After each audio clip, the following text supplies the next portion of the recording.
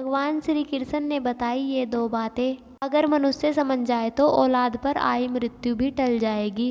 एक बार की बात है, भगवान श्री कृष्ण गोकुल में राजभवन में विश्राम कर रहे थे। तभी वहां पर सत्यभामा पहुंची। सत्यभामा को देखकर भगवान श्री कृष्ण कहते हैं, हे देवी आइए, आपका स्वागत है। आज आपका किस प्रयोजन से आगमन हुआ है? तब सत्यभामा कहती है, हे प्रभु, मेरे मन में एक प्रश्न उठ रहा था, सो इसी के उत्तर को प्राप्त करने हेतु आई हूँ। तब भगवान श्री कृष्ण कहते हैं, हे देवी सत्यभामा, आपके मन में जो प्रश्न है आप निसंकोच होकर पूछ लीजिए, आपके प्रश्नों का उत्तर हम अवश्य देंगे। तब सत्यभामा कहती है, हे प्रभु, वह कौन सी दो बातें हैं जो मनुष्य समझ जाए तो औलाद पर आई मृत्यु भी टल सकती है?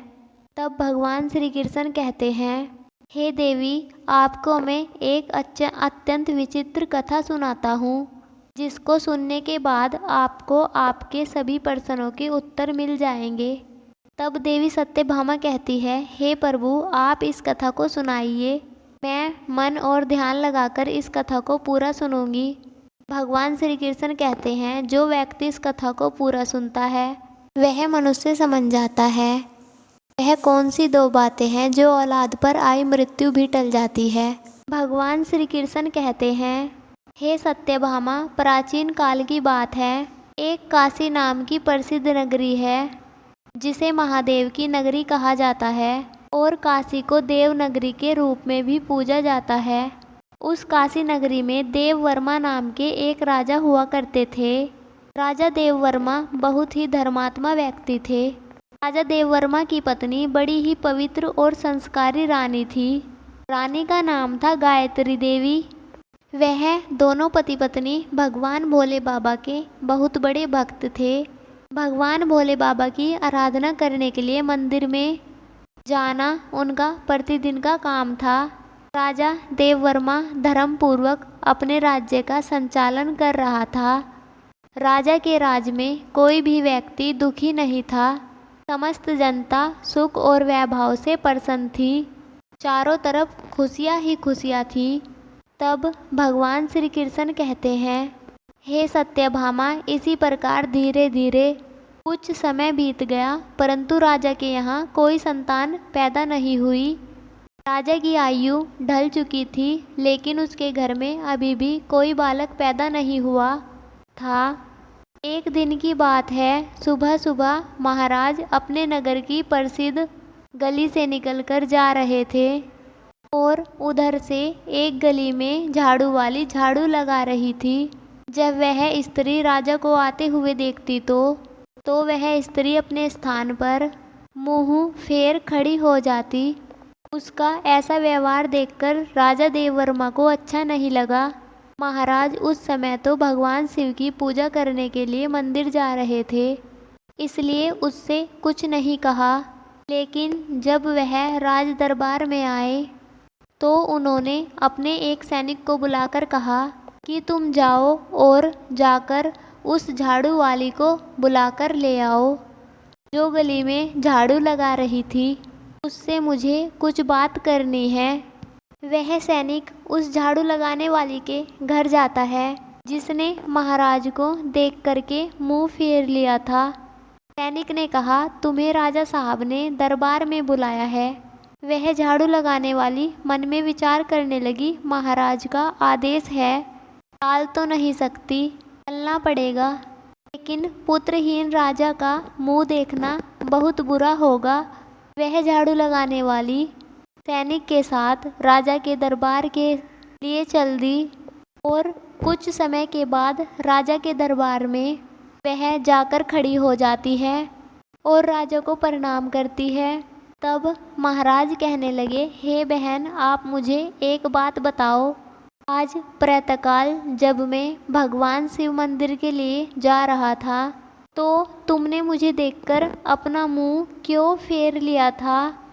तब वह महिला कहती है, हे महाराज, आप मुझे भले ही मृत्यु दंड दे दो तो भी मुझे कोई ऐतराज नहीं है। परंतु मैं सत्य ही बोलूँगी। महाराज, आपके यहाँ तो परम विद्वान और श्रेष्ठ महर्षि, राजा, पुरोहित सब विराजमान हैं। अगर मैं गलत बोलूँ तो आप इनसे पूछ लीजिएगा। वह सुबह आपका कोई मुंह देख लेता है तो उसका पूरा दिन खराब हो जाता है, क्योंकि आप संतानहीन राजा हैं। इसलिए मैं आपको देख करके अपना मुंह फेर लेती थी। राजा देववर्मा इस बात को सुन करके बड़े अचंभित हुए और मन में विचार करने लगे कि यह स्त्री तो बिल्कुल सही कह रही है। यदि किसी नगर का राजा पुत्रहीन है तो वास्तव में यह अच्छा नहीं है। आगे भगवान श्री कृष्ण कहते हैं, हे देवी सत्यभामा, राजा ने उस झाड़ू वाली को उसके घर भेज दिया और मन में विचार करने लगे कि अब तो मुझे भगवान शिव के यहाँ जा कर के एक पुत्र प्राप्ति यज्ञ करना चाहिए। ऐसा विचार करके राजा अपने महल में आए और अपनी महारानी से कहने लगे कि हमारे नगर के लोगों को हमारा मुंह देखने में बहुत तकलीफ होती है, क्योंकि हम संतानहीन हैं, हमारी कोई संतान नहीं है। चलिए भगवान शिव के दरबार में चलते हैं और भगवान भोले से आराधना करेंगे कि वह हमें एक पुत्र प्रदान करे। भगवान श्री कृष्ण कहते हैं, हे देवी सत्यभामा। यही विचार करके देववर्मा और रानी दोनों भगवान शिव के मंदिर में जाते हैं और वहां जाकर उन्होंने पुत्र प्राप्ति यज्ञ का आयोजन किया। अब राजा रानी के पुत्र प्राप्ति यज्ञ करने पर भी संतान उत्पन्न नहीं हुई। राजा का पुत्र प्राप्ति यज्ञ भी निष्फल हो गया। इधर जो यज्ञ करने वाला पंडित था, यह जानकर बड़ा चिंतित हुआ कि आज तक मैंने जितने भी यज्ञ कराए हैं, कोई भी यज्ञ निष्फल नहीं हुआ। लगता है राजा का भाग्य ही खोटा है कि भाग्य में भगवान ने कोई संतान लिखी ही नहीं, इसलिए तो पुत्र प्राप्ति यज्ञ निष्फल हो गया। श्री कृष्ण कहते हैं, हे देवी सत्यभामा, राजा देववर्मा भी बड़ा धैर्यवान था। इस बात से राजा बिल्कुल भी विचलित नहीं हुआ। राजा बड़ा ही धैर्य धारण करने वाला था। उसने अपने मंत्री से कहा, मंत्री जी, आप मेरी अनुपस्थिति में राज्य का संचालन करो। मैं भगवान शिव की आराधना करूँगा। ऐसा निश्चय कर राजा भगवान शिव के मंदिर में बैठकर तपस्या करने लगता है और इस तरह से धीरे धीरे तपस्या करते हुए राजा को 1 साल बीत जाता है। इधर भगवान शिव भी सोचने लगे कि अब मुझे इस भक्त के पास जाना चाहिए। कुछ समय बाद भगवान शिव नंदी के साथ में राजा के पास प्रकट होते हैं और कहते हैं, हे राजा, मैं तुमसे अति प्रसन्न हूँ। वरदान मांगो, तुम मुझसे क्या वरदान चाहते हो?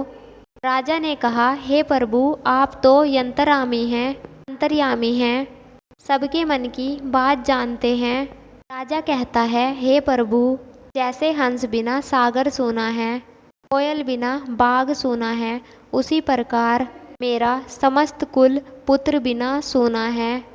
राजा की बात सुनकर भगवान शिव बोले, हे राजन, वैसे तो तुम्हारे भाग्य में 7 जन्मों तक कोई संतान नहीं है, परंतु तुमने मेरी आराधना की है, मैं इसलिए तुम्हें एक पुत्र प्रदान करता हूँ। लेकिन ध्यान रखना, उस पुत्र की आयु मात्र 25 वर्ष होगी। 25 वर्ष तक वह तुम्हें पुत्र का सुख देकर पुनः अपने स्थान को लौट जाएगा। राजा ने सोचा, चलो 25 वर्ष ही सही, कम से कम संतानहीन होने का कलंक तो मिट जाएगा। राजा ने कहा, प्रभु, जो भी हो, आप मुझे पुत्र प्रदान कीजिए। उसी समय भगवान भोले बाबा ने उनके एक गण को बुलाया और उससे कहा, तुम जाओ 25 साल के लिए इस राजा के पुत्र के रूप में जन्म ले लो। मंदिर में से भगवान भोले बाबा का वरदान लेने के बाद राजा वापस अपने महल में लौट जाता है और वह सूचना अपने राजपुरोहित और अपनी महारानी को सुनाता है कि भगवान भोले बाबा ने मुझे पुत्र प्राप्ति का वरदान दे दिया। अब हमारे घर में बहुत जल्दी पुत्र हो जाएगा। भगवान श्री कृष्ण कहते हैं, हे देवी सत्यभामा। धीरे धीरे समय व्यतीत हुआ।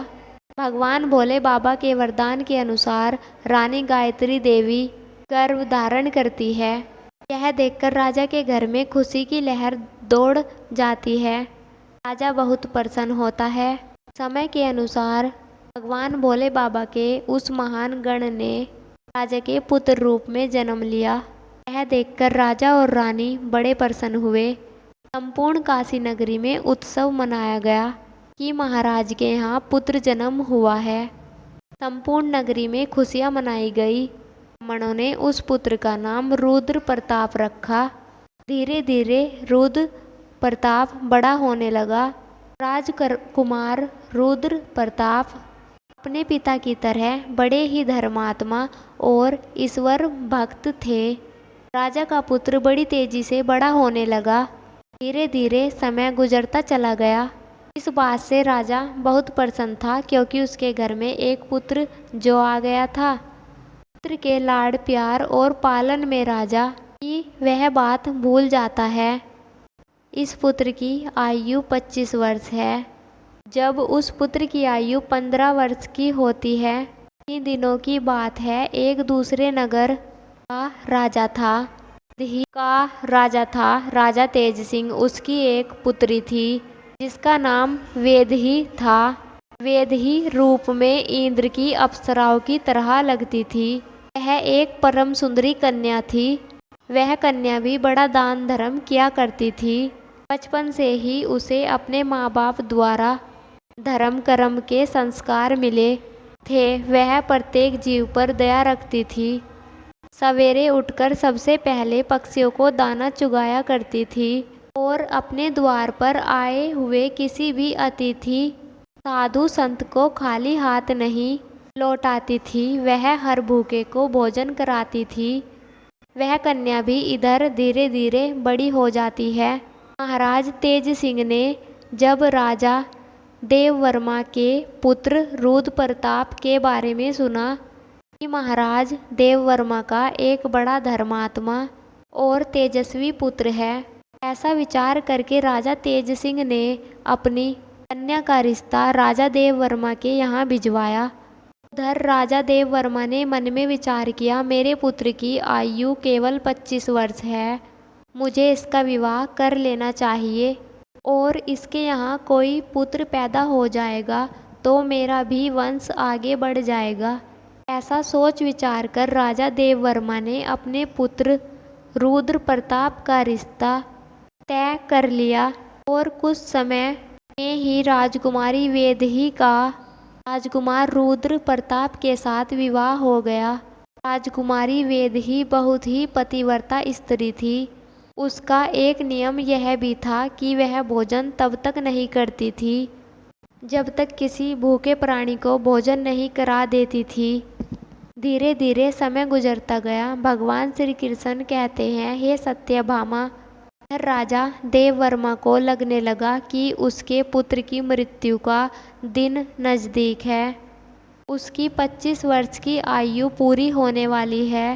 राजा तो पहले से ही जानता था क्योंकि भगवान भोले बाबा ने उसे सब कुछ बता दिया था कि आपके पुत्र की आयु 25 वर्ष होगी। राजा ने यह बात किसी को नहीं बताई। धीरे धीरे राजा की चिंता बढ़ती जा रही थी। जैसे जैसे राजकुमार की उम्र बढ़ रही थी वैसे वैसे राजा की चिंता भी बढ़ रही थी। धीरे धीरे जब राजकुमार की आयु मात्र 4 दिन शेष रह गए तो राजा सोचने लगा कि अब मैं क्या करूं। मेरा पुत्र तो 4 दिन के बाद मृत्यु को प्राप्त हो जाएगा। पुत्र मोह के कारण भगवान भोले बाबा के वरदान को भी राजा भूल जाता है और पुत्र में आसक्त होने की वजह से वह बीमार पड़ जाता है। वह पुत्र की बात सबको बताकर उन्हें चिंता में नहीं डालना चाहता था। अब तो राजा ने भोजन करना छोड़ दिया। इधर जब वह दिन आया, इस दिन उसके पुत्र की मृत्यु होने वाली थी। उस दिन राजा सुबह से ही भगवान भोले बाबा के ध्यान में डूब गया। कहने लगा, हे प्रभु, पुत्र के जाने का दुख सहन करने की मुझ में शक्ति प्रदान करिए। विधि के लिखे को तो कोई नहीं बदल सकता। जो होना है वह तो होकर रहेगा।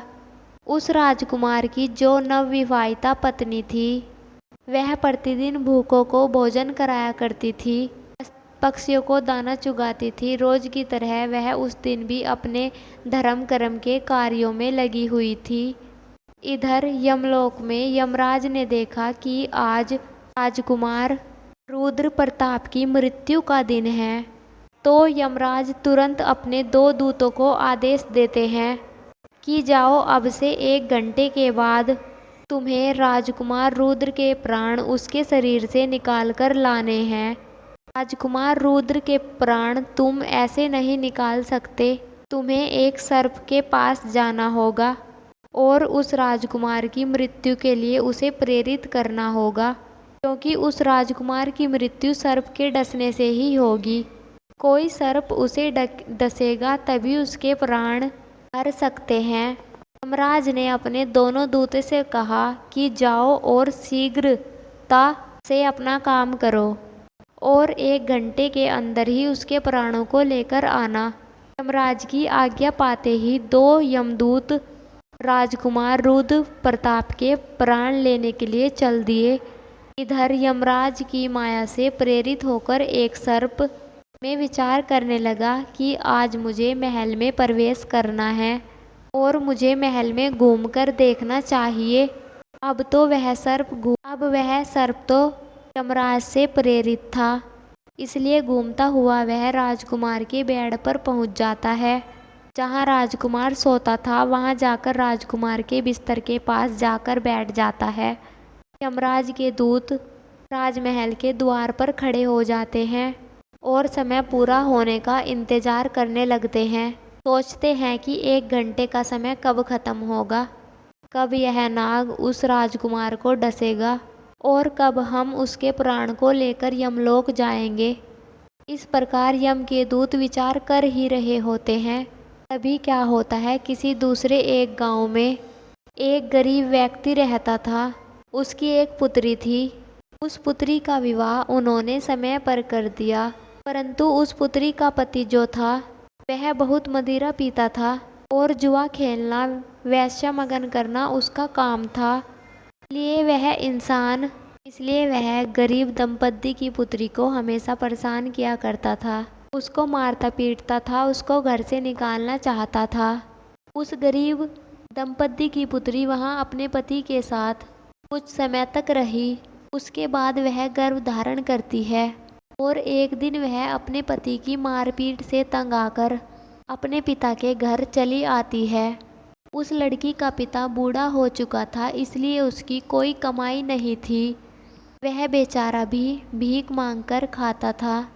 भीख मांगता और तीनों प्राणियों का पालन पोषण करता था। इधर जब 9 माह का समय पूरा हुआ तो उसकी पुत्री ने एक पुत्र को जन्म दिया और पुत्र को जन्म देने के बाद उसे बहुत तेज भूख लगी और भोजन की आवश्यकता पड़ी, क्योंकि जो प्रसव काल की भूख होती है वह बहुत तेज होती है। अब वह अपने पिता से भोजन मांगती है। वह बेचारा गरीब ब्राह्मण भोजन लेने के लिए आसपास के गांव में चला जाता है, लेकिन उसे रोज रोज मांगने के कारण उसको लोग भीख नहीं देते हैं और उस गरीब को कोई भी खाने को भोजन नहीं देता है। उधर उस लड़की की भूख उसको बेचैन करती जा रही थी, तो वह लड़की अपने पिता से कहने लगी, पिताजी, मैं भूख के मारे मरी जा रही हूँ।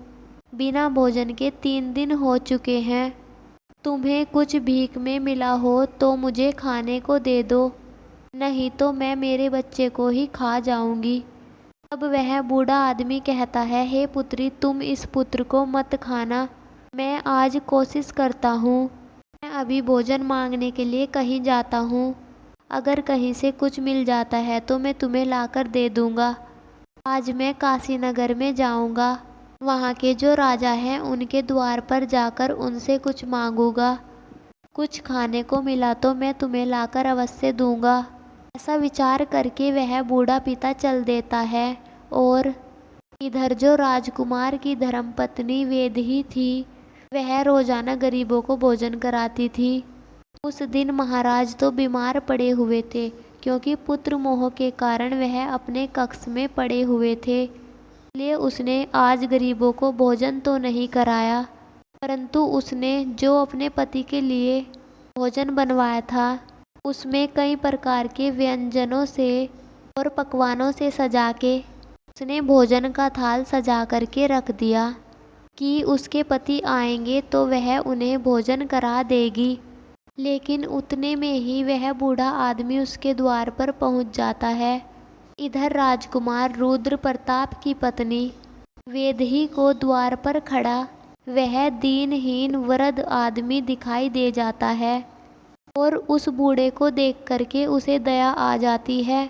बूढ़े आदमी ने उसकी तरफ देखा तो कहने लगा, हे बेटी, यदि मुझे इस समय कुछ भोजन मिल जाए तो तुम्हारा बड़ा एहसान होगा। रानी ने देखा कि यह कोई गरीब आदमी है और मुझसे भोजन मांग रहा है। यह भोजन तो मैंने अपने पति के लिए बनवाया है। अगर यह भोजन मैं इसे दे दूंगी, मेरा पति क्या खाएगा? फिर उसने सोचा कि मेरे पति तो अभी आए भी नहीं, वह अपने बीमार पिता के पास बैठे हैं। तब तक यह भोजन मैं इस बेचारे गरीब को दे देती हूँ। मेरे पति आ जाएंगे तो मैं उनके लिए और भोजन तैयार कर लूँगी। इतना कहकर राजकुमारी वेदही ने जो भोजन अपने पति के लिए बनवा कर रखा था, स्वादिष्ट व्यंजनों से सजी हुई थाली, उस गरीब बूढ़े आदमी को दे दी। बूढ़ा आदमी भोजन को लेकर के चला जाता है। वह बड़ी शीघ्रता से चलता हुआ भोजन को लेकर के अपने घर आता है, क्योंकि उसकी पुत्री 3 दिन से भूखी थी। इधर क्या होता है, जो राजा का पुत्र था अपने पिता की देखभाल करने के बाद राजा के कक्ष से निकलकर अपने कक्ष की ओर जाने लगता है। उसके महल के द्वार पर 2 यमदूत तैयार खड़े थे और वह नाग भी उसको डसने के लिए उसके बिस्तर पर बैठा था। उधर उस वृद्ध ने वह भोजन ले जाकर अपनी पुत्री को दे दिया। तब भगवान श्री कृष्ण कहते हैं, हे देवी सत्यभामा, आप यह ध्यान रखें कि किसी भी विपत्ति को टालने के लिए अच्छे कर्मों का किसी भी विपत्ति को टालने के लिए आपको एक संकेत मात्र मिलता है, और यदि आप उस समय को पहचान गए, उस संकेत को समझ गए, तो बड़ी से बड़ी विपत्ति भी टाली जा सकती है। राजकुमार ने अपने कक्ष में जाने के लिए अब सीढ़ियों पर पैर रखा तो उसे छींक आ गई। उधर उसका निर्धारित समय पूरा होने वाला था। यम के दूत बड़े उतावले हो रहे थे कि 1 घंटे का समय पूरा होने वाला है, उसमें कुछ ही क्षण शेष बचे हैं। साथ ही साथ उधर वह नाग गुस्से में बैठा हुआ उसके आने का इंतजार कर रहा था कि वह राजकुमार आएगा और उसे मैं डस लूँगा। पर उस बूढ़े आदमी ने भोजन ले जाकर अपनी बेटी को दे दिया। लड़की ने जब भोजन खाया तो पूछने लगी, पिताजी, यह भोजन आपको किसने दिया? लड़की के पिता ने कहा, पुत्री, यह भोजन यहाँ की महारानी ने दिया है। यहाँ के राजा की जो पुत्रवधू है उसने मुझ पर दया करके यह स्वादिष्ट भोजन मुझे दे दिया। भोजन देखकर लड़की की आत्मा से दुआ निकली। वह भगवान से प्रार्थना करने लगी और कहने लगी, हे भगवान, जिसने भी यह भोजन दिया है उसका सुहाग अमर रहे, अमर हो जाए। वह यह दुआ देने लगी और वह सदैव सौभाग्यवती बनकर रहे। ऐसे ही वह उस भोजन का निवाला अपने मुख के अंदर ले जाती है। उसी समय उसकी आत्मा से आशीर्वाद निकलता है कि उसका पति अमर हो जाए। आगे भगवान श्री कृष्ण कहते हैं, हे देवी सत्यभामा, सच्ची आत्मा से निकला हुआ आशीर्वाद जरूर फलित होता है। अब इधर लड़की का आशीर्वाद भगवान के पास जाता है, देवों के देव महादेव के पास पहुंचता है, तो भगवान भोले बाबा का सिंहासन हिल जाता है। भगवान भोले बाबा सोचते हैं कि यह क्या हुआ, मेरा सिंहासन क्यों हिल रहा है। भगवान भोले बाबा मन में विचार करने लगे कि दुनिया में ऐसा क्या घटित होने वाला है। उन्होंने तुरंत नारद मुनि को बुलाया और नारद मुनि से कहा, हे नारद मुनि, देख करके आओ तीनों लोकों में क्या घटित होने वाला है। नारद ने जब देखा तो सब समझ में आ गया। उन्होंने जाकर के भगवान भोले बाबा से कहा, प्रभु, एक विचित्र घटना घट रही है। राजा देववर्मा के पुत्र की मृत्यु का समय आ गया है। यम दरवाजे पर खड़े हैं, नाग उसके बिस्तर पर फन फैलाए बैठा है। राजकुमार सीढ़ियों पर चढ़कर ऊपर जा रहा है। जैसे ही वह अपने बिस्तर पर जाकर बैठेगा, नाग उसे डस लेगा। और उधर वह बूढ़े आदमी की पुत्री, जो राजकुमारी को आशीर्वाद दे रही है, उसकी आत्मा से आशीर्वाद निकल रहा है कि उसका सुहाग अमर हो जाए। हे भगवान, यह कैसा विचित्र संयोग है। एक तरफ मौत लेने को खड़ी है, दूसरी तरफ आशीर्वाद उसकी लंबी उम्र की प्रार्थना कर रहा है। अब तो दान की शक्ति और मौत में टक्कर हो गई है। नारद बोले, प्रभु, इसमें क्या होगा। भगवान भोले बाबा बोले, जो विधाता ने निश्चित कर दिया वही होगा, देखते रहिए, सब अच्छा ही होगा। उसके बाद भगवान भोले बाबा वहाँ से अंतर्ध्यान हो जाते हैं। उधर वह राजकुमार सीढ़ियों से चढ़कर अपने पलंग की ओर बढ़ रहा था। यम के दूत तैयार खड़े हुए हैं, देख रहे हैं कि अब हमारा काम बन जाएगा। परंतु देखिए होने का संयोग, राजकुमार अपने बिस्तर पर जाकर बैठता है। उधर दान की शक्ति बीच में आकर खड़ी हो गई, जिसके कारण नाग बेहोश हो गया। उससे चला भी नहीं जा रहा था, उसमें आगे बढ़ने की शक्ति नहीं रही। नाग सोचने लगा कि मैं तो इस राजकुमार को डसने आया था, पर मुझसे तो अब चला भी नहीं जा रहा। यह सब उस आशीर्वाद का प्रभाव था, उस भूखी लड़की ने दिया था। भगवान श्री कृष्ण कहते हैं, हे देवी सत्यभामा, जब श्राप लग जाता है तो आशीर्वाद भी लगता है। राजकुमार और नाग के बीच में आशीर्वाद आकर खड़ा हो गया। राजकुमारी का दान मृत्यु को आगे बढ़ने नहीं दे रहा था। यमदूत उस दान की शक्ति से कहने लगे कि तुम यहाँ से लौट जाओ, हमें हमारा काम करने दो, हम इसके प्राण लेने आए हैं, इसके प्राण लेकर जाएंगे। तो दान की शक्ति और उस लड़की का आशीर्वाद कहने लगा, कभी नहीं, ऐसा कभी नहीं होगा, तुम हमारे होते हुए इसके प्राणों का हरण कर सको। अब तो दोनों में बहस आरंभ हो जाती है। बहस हुई तो उसमें युद्ध शुरू हो गया और दान की शक्ति ने उन यमदूतों को आगे बढ़ने से रोक दिया और यम के दूत वापस हार कर यमलोक चले गए। दूतों ने जाकर के यमराज से कहा, महाराज, यह कैसी विडंबना है। यमराज ने कहा, तुम लोग खाली कैसे आ गए, मैं तो राजकुमार रुद्र प्रताप के प्राण लेने भेजा था। तभी यम के दूत कहते हैं, हे स्वामी, उसके प्राणों को लेने में दो बड़ी बाधाएं बीच में खड़ी हैं, उनके आगे हमारा कोई जोर नहीं चल पाया। यमराज ने कहा, ऐसी कौन सी बाधाएं हैं जो मृत्यु के मार्ग में रोड़ा बन रही है। दोनों यमदूतों ने बताया, स्वामी, एक तो दान की शक्ति है, दूसरी आशीर्वाद की शक्ति। इतनी बात सुनकर यमराज बोलते हैं, दूतों, लगता है प्राण लाते लाते तुम लोग बूढ़े हो गए। मैं जाकर देखता हूँ कौन सी बाधाएं राजकुमार के प्राण लाने से रोकती है। फिर भगवान श्री कृष्ण कहते हैं, हे देवी सत्यभामा, यमराज धरती लोक पर स्वयं ही आए। पर भगवान भोले बाबा ने मन में सोचा कि अब मुझे इनमें समझौता करना होगा, यमराज इनसे जीत नहीं पाएंगे। अगर यमराज इनसे हार गए तो यह प्रकृति के नियमों का उल्लंघन होगा। यमराज जब वहां उपस्थित हुए तो वहीं भगवान शिव जी भी प्रकट हो गए। यमराज ने भगवान भोले बाबा को देखा तो भगवान भोले बाबा को देख करके उनके चरणों में प्रणाम किया।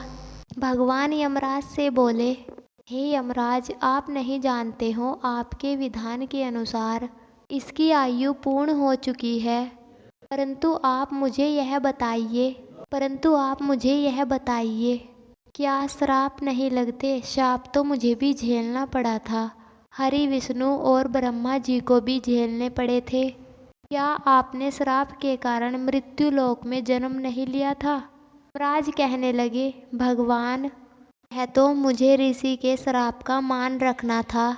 तो भगवान बोले, जब तुम एक श्राप का मान रख सकते हो, तो उसी तरह से किसी की आत्मा का आशीर्वाद का मान भी रख सकते हो।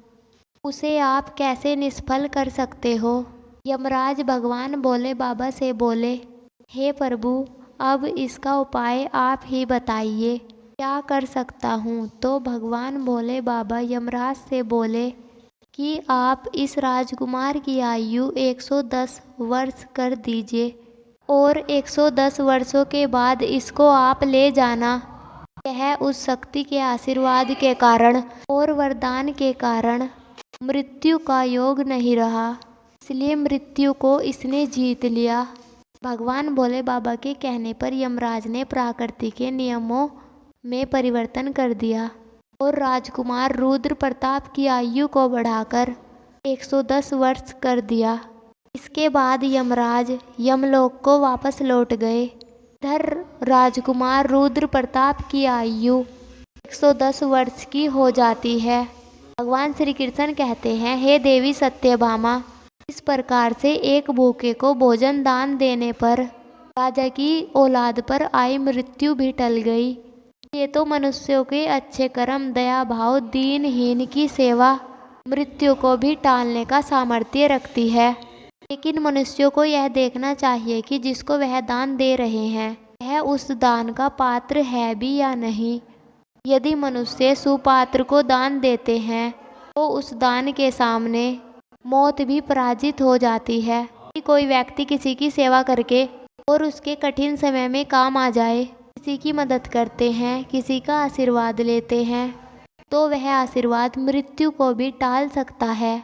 दान की और आशीर्वाद की शक्ति बहुत बड़ी होती है। शक्ति से बड़ा संकट भी टल जाता है। भगवान श्री कृष्ण कहते हैं, हे देवी सत्यभामा, जो मैंने आपको बताया है कि वह कौन सी 2 बातें हैं, औलाद पर आई मृत्यु भी टल सकती है। दोस्तों, आशा करती हूँ कि आप लोगों को भी पता चल गया होगा कि वह कौन सी 2 बातें हैं जो औलाद पर आई मृत्यु को भी टाल सकती है और औलाद की मृत्यु टालने की शक्ति रखती है। दोस्तों, अगर वीडियो पसंद आए तो हमारे चैनल को सब्सक्राइब करें और लाइक करें वीडियो को। तो दोस्तों, आज बस इतना ही, फिर मिलते हैं ऐसी ही वीडियो के साथ। तब तक के लिए आप सब खुश रहिए।